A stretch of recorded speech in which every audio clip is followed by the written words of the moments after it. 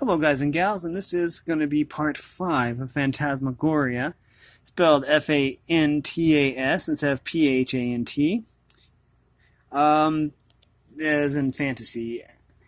Anyways, this is a book by Julia Bruce, a very informative book. In the last book we found out about mummies and vampires and all that good stuff. And we left off with mummies. So we are going to move on to zombies and golems. But first, we're going to talk about the copyright information here. This book is copyright 2009, I believe. Anyways, here we are at zombies and golems. And we're going to take a look at above, right here. According to Jewish legend, the way to bring a golem to life was to write a holy word on its forehead. Okay, right. The classic film image of Frankenstein, Frankenstein's monster, was perfected by the English actor Boris Karloff. That's the golem right there. Okay. And we're ready. Well, let's go. Let's read the fantastical fact here. Okay, it says here, a mixture of chemicals from the highly venomous pufferfish and the skin of a poisonous toad can make a person's breath so shallow and their heartbeat so weak that they will appear to be dead. The poison doesn't even have to be swallowed. It's enough to just rub it on the skin. And there was a movie like that, I think it was called Forever Young or something, about a guy who they injected him with it. I don't know, it was this guy's wife was fooling around with this doctor, so the doctor injected this guy with this stuff, and that's what happened. I mean, they made him think that he was dead. He ended up coming back and building a maze in his house and burying his wife alive. It's really a good movie. I'd really like to see that one again. I don't remember what it was called, though. It probably wasn't called Forever Young. I'm probably thinking of something else. But anyways, zombies and golems. The living dead zombies are among the most terrifying of monsters because they are already dead. You can't kill them. Both zombies and golems, mindless creatures made from clay, are controlled by magical forces and are strangers to reason. Okay, it says here. On the island of Hispaniola in the Caribbean Sea 400 years ago, African slaves were taken to Haiti to work on sugar plantations. They took their African spiritual beliefs with them, but were forced by their owners to convert to Catholic Christianity. Voodoo is a complicated mixture of these two religions. According to one of their beliefs, voodoo sorcerers could bring the dead back to life and turn them into zombies, slaves that would do whatever the sorcerer told them. Zombie comes from an African word that means spirit of a dead person. Although raising the dead sounds far-fetched, there have been incredible stories from people who claim to have been turned into zombies. Okay, let's talk about Man of Clay. Then we'll cover these other things. Okay, Man of Clay. Similar to a zombie is the Jewish monster called a golem. It was said that a powerful rabbi, Jewish teacher, could create human-shaped creatures from clay and use spells to turn them into slaves. Golems couldn't speak and had no will of their own.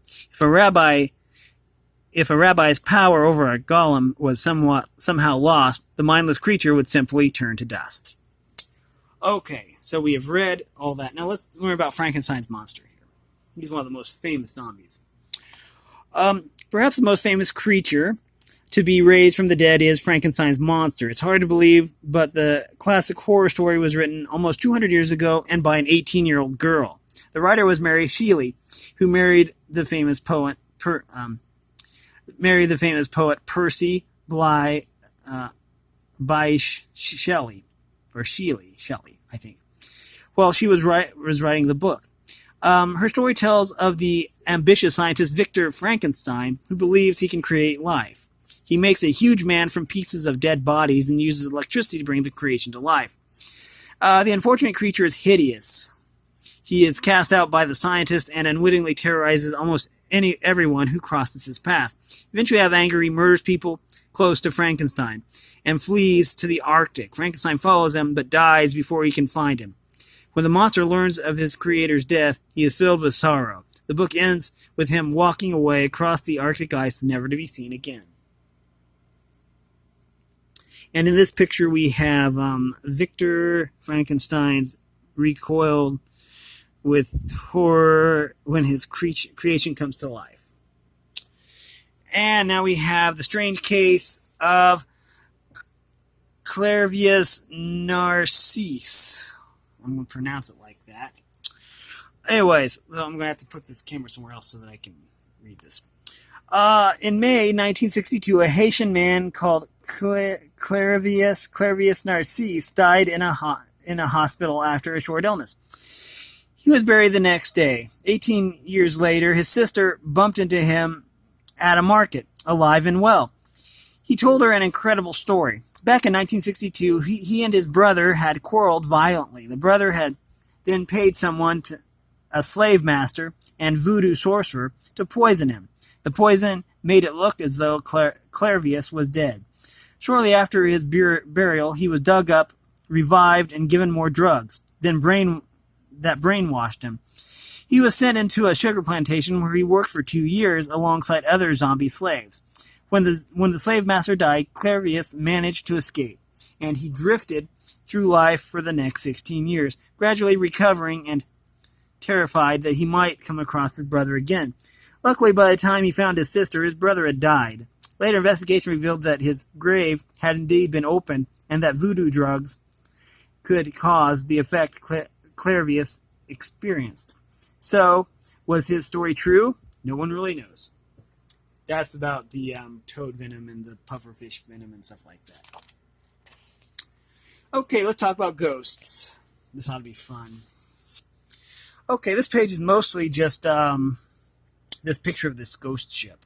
So, some say spectral vessels like this ghostly galleon are doomed to continually repeat their final voyage. Okay. Are ghosts real? Let's then we'll be done with this page if we read this right here. Then I'll read all the rest of the stuff. Are ghosts real? It says, belief in ghosts, including the conjuring up of spirits and exorcism, getting rid of them, has also been a part of many religions for centuries. However, there is no real proof that ghosts actually exist. Most evidence is in the form of eyewitness reports. There is little doubt that many people truly believe that they have seen ghosts. Have they mistaken something perfectly ordinary for a ghostly occurrence? Or have they been the victims of a hoax or even of their own imaginations? In the last 150 years, ghosts have been the subject of more scientific investigation. Parapsychologists have tried to categorize ghostly phenomena and give them scientific names and definitions, but many photographs and recordings of so-called ghost activity are eventually exposed as frauds or explained by something quite ordinary, such as electrical disturbances or the fogging of camera film. It says here, the figure in this photograph was dubbed the Brown Lady of Rainham Hall. The image taken in 1936 is not thought to have been faked or tampered with in any way. Can this be a genuine evidence of a ghost? Well, maybe. It says, okay, ghosts. Well, let's go with the fantastical fact first. It says, ghostly apparitions are not always human in form. There have been reports of ghost trains and ships and that appear out of nowhere, constantly replaying their final voyage or journey. Okay, ghosts. Have you ever seen a ghost? Spirits of the dead are the most widely reported supernatural phenomena in the world, and ghost stories are common in most cultures. In many countries, ghosts are taken very seriously. In China, for example, the Hungry Ghost Festival is held to prevent restless spirits from harming people. But what are ghosts, and do they really exist? Experts on the paranormal suggest that there are two types of ghosts or hauntings. The first is a bit like a recording, an event from the past that is somehow stored in the area or building where it happened and replays when the conditions are right. This is a bit like watching a film or DVD playback. It is the same every time, and you can't interact with it or change what's going on. The recorded event is often something dramatic, such as a sudden death or a murder. The second type of haunting involves the earthbound spirit of a dead person. The ghost might take the form of the person who has died, or it may manifest itself in some form of energy, such as sound, light, touches, or moving objects. Some hauntings cause a drop in temperature or a distinct smell, such as perfume or cigarette smoke. Unlike the first type, these phenomena can and do interact with people. They can be scary for people involved, but ghost watchers think that most of the time ghosts are relatively harmless. Experts think that spirits of the dead can be earthbound for many different reasons. They may be seeking revenge for a violent death, or they may have unfinished business they feel compelled to complete, such as a message to give someone. Some such ghosts are usually tied to a particular place. Now, here we have a question. It says, are ghosts evil? But first of all, we're going to talk about this picture here. The traditional the traditional image of a ghost is of a silent, transparent specter floating just above the ground. Okay. And if you want my personal opinion, I have seen ghosts, so yeah. It might have been a fever dream, but I will relive that story in a different time. Here we are here to read and not to go over my personal stuff. Are ghosts evil? A ghost might be good or bad the same way a person might be good or bad in life. Some ghosts may be mischievous pranksters and others may be trying to control their surroundings. Perhaps they want humans to leave them alone or to leave the place that they haunt. There are sometimes reports of malevolent hauntings, but many experts on the paranormal believe that these are to be caused by evil spirits such as demons rather than human ghosts. Okay, and that is all for that. Now we are to deathly spirits. This is going to be different. Okay, it says, mysterious lights, blood-curdling screams, gory specters, and headless horsemen. Beware all these omens, as they can mean only one thing, death. And there is no escape. Deathly spirits such as these are known all over the world. Okay. Let's get started. Let's go over this picture first. It says here, the mischievous will-o-wisp is using his flickering light to lead unwary travelers into a dangerous bog. Okay. Do's and don'ts. Let's go over the do's and don'ts while we look at this horseman dude. Don't wander around the countryside alone after dark. Don't follow any mysterious lights that you see, even if you are curious. Do not look out your window at night, no matter what you might hear. Don't look directly at the Dullahan. Do keep a gold coin handy. It's the one thing that might distract the Dullahan. Now let's get some answers here. We'll start here at the top. But we'll go over this picture first. That way we have everything out of the way. It says, the gruesome washer at the fjord rinses blood-stained linens belonging to those about to die. Okay, that is kind of freaky. Okay, it says here, flickering ghostly lights that dance across the ground go by many names: will-o-wisps, hinky-punk, jack-o'-lanterns, corpse lights, hobby lanterns, and corpse candles. And they all spell trouble. They can lure people into danger or death in treacherous bogs and marshlands, or foretell death. If a corpse light hovers above a house, it means someone is going to die. If it glows red, the doomed person is male. If white, a female.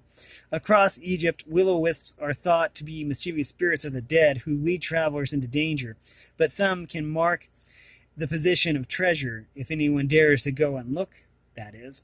One tale from Shropshire in England tells of Will, a wicked blacksmith who led such a bad life that he was doomed by St. Peter to wander the earth forever.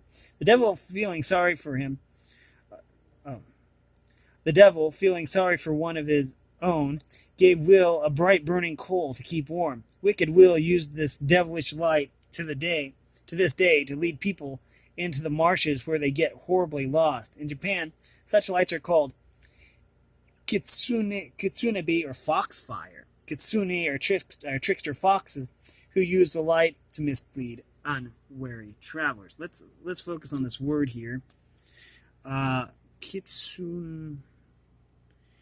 Kitsunebi, maybe? Yeah, thing like that. Okay. Banshee and the Washerwoman.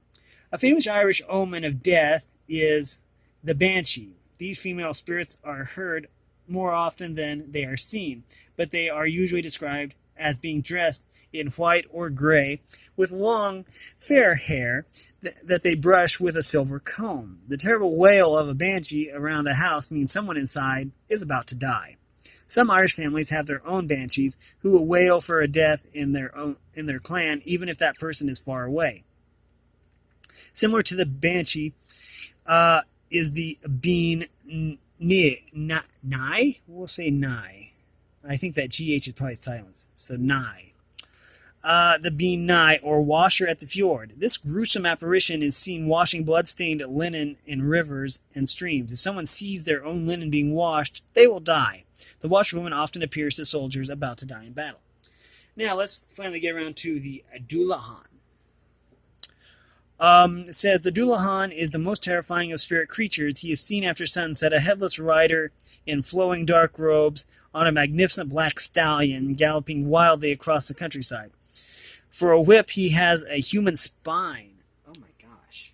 That sounds unsettling. Let me just... Ugh. Okay.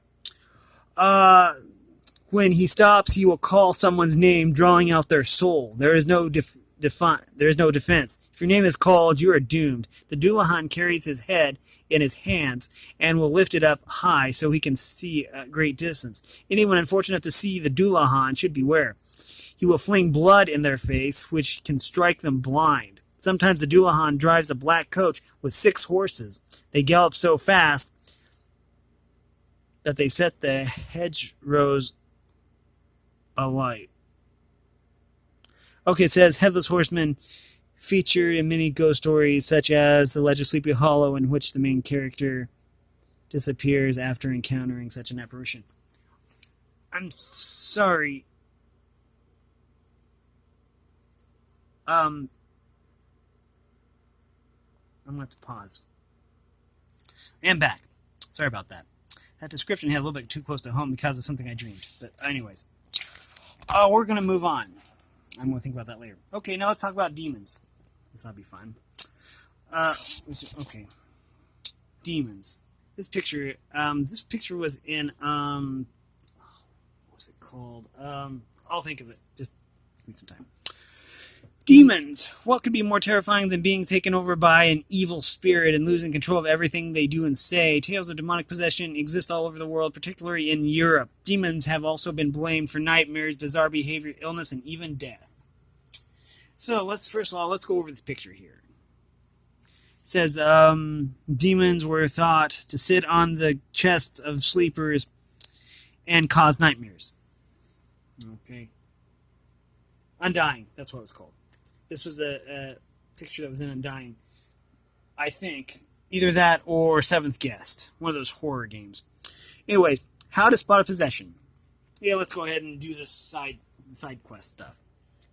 Okay, wait a minute. The terrifying image of an ugly black horned demon comes from a 1957 horror film called Night of the Demon. Okay, that's that right there. Now let's talk about how to spot a possession. People were thought to be possessed if they lived a wicked life, claimed to be possessed, talked to themselves or heard voices, pulled strange or ugly faces, made odd noises, smelled bad, lost weight rapidly, had a distended stomach, vomited excessively, were violent, had fits or seizures, talked about suicide. Nowadays, we would explain many of these as symptoms of disease such as cancer, epilepsy, or mental illness. Okay, here we go. Let's read about demons. This might be fun. To the Greeks and the Romans, demons were just spirits that were neither good nor evil. In Hebrew Bible stories, demons were spirits of the underworld that could enter the body and give rise to diseases, especially illnesses such as epilepsy, which caused fits or seizures. The only way to get rid of these demons was to draw them out with religious chants in a process called exorcism. Enter all the Exorcist movies. In Christian belief, demons are angels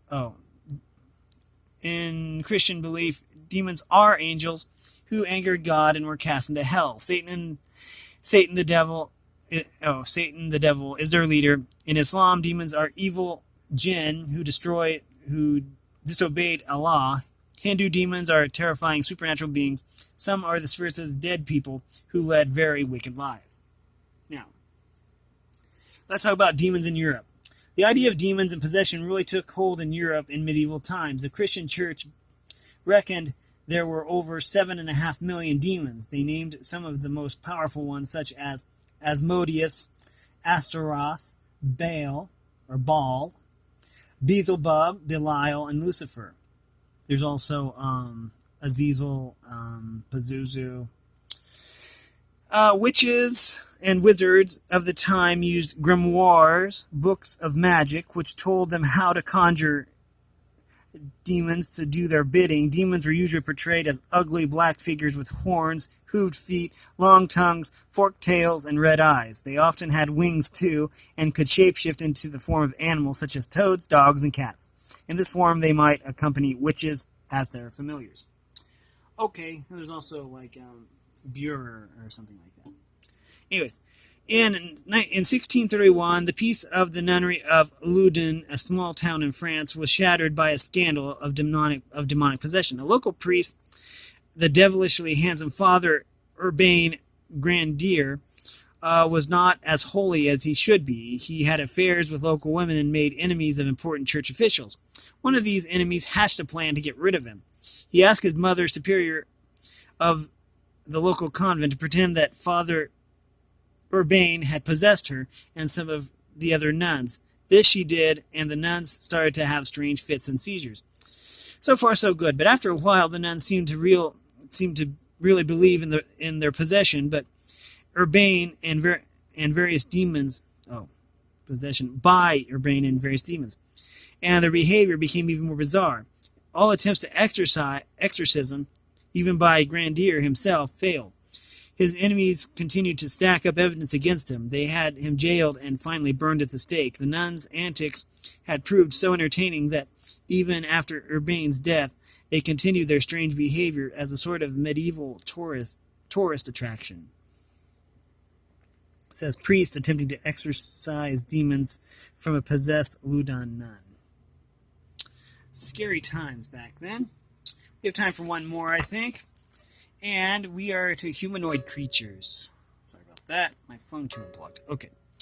And again, I'm just going to go over the map here. And we can, if people want to actually see more of the map, I can actually have an episode dedicated to this. But,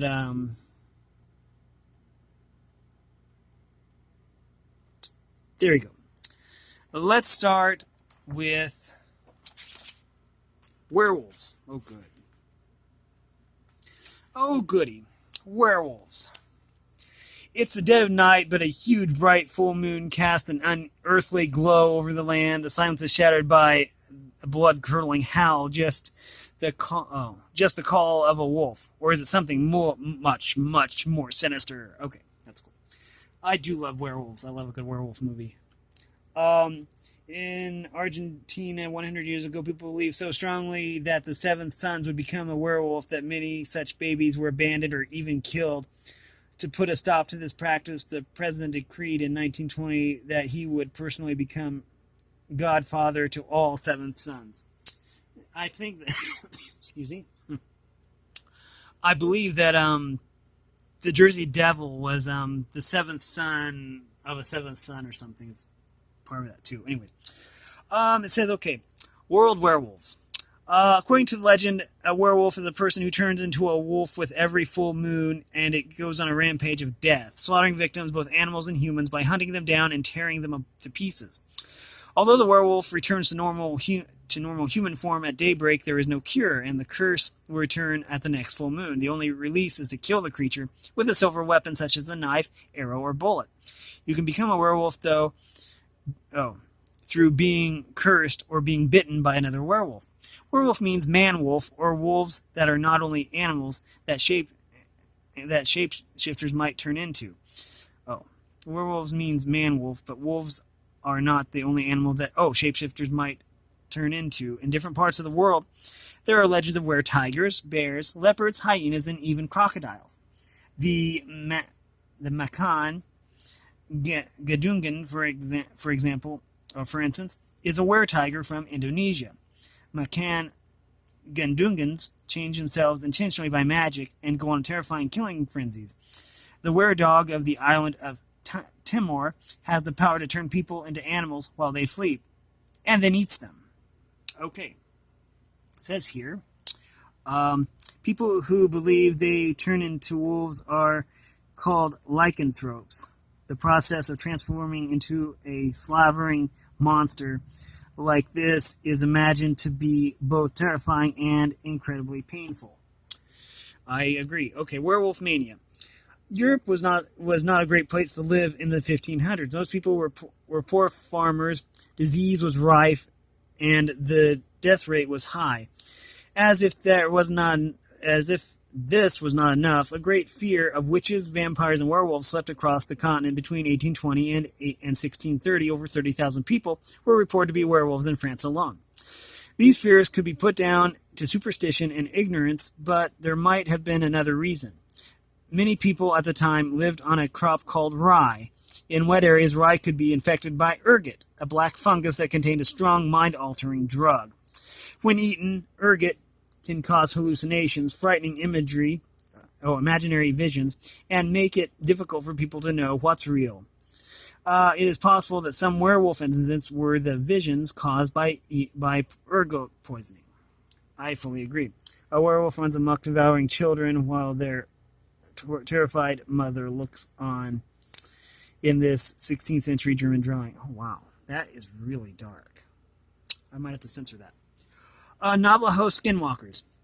Shamans of the Navajo people of North America wear animal skins in order to take on their animal powers and attributes. That's what Bravestar does.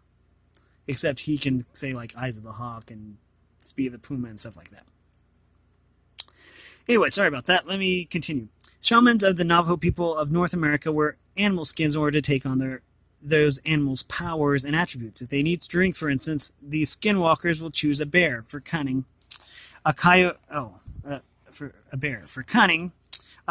Unlike werewolves, whose animal sides take them over completely, skinwalkers' minds remain human.